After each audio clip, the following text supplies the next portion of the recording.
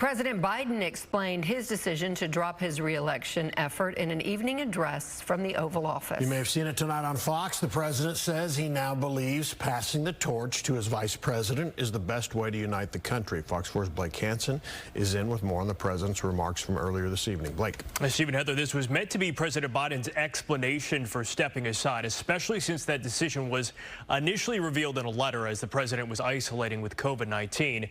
Now back at the White House, sitting at the Resolute desk, the president both outlined his accomplishments and what he hopes to accomplish next.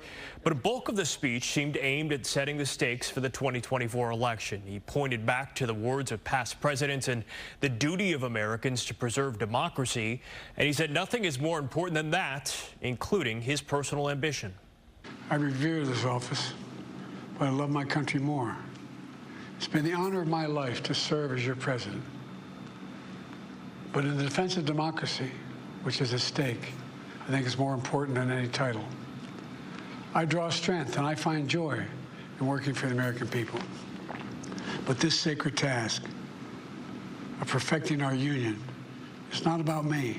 It's about you, your families, your futures. It's about we, the people. Among the president's goals for the remainder of his presidency, he talked about the need to end the war in Gaza, to continue to push against Putin in Ukraine, and to achieve Supreme Court reform. And although this was not a campaign speech, he had kind words for his Vice President Kamala Harris, the likely Democratic nominee. He said, now is the time for new voices, and it is time to pass the torch to a new generation. He did not address calls to resign that have come from some on the right. The White House is adamant the president is fit to continue his duties, even if he decided not to run for another four-year term.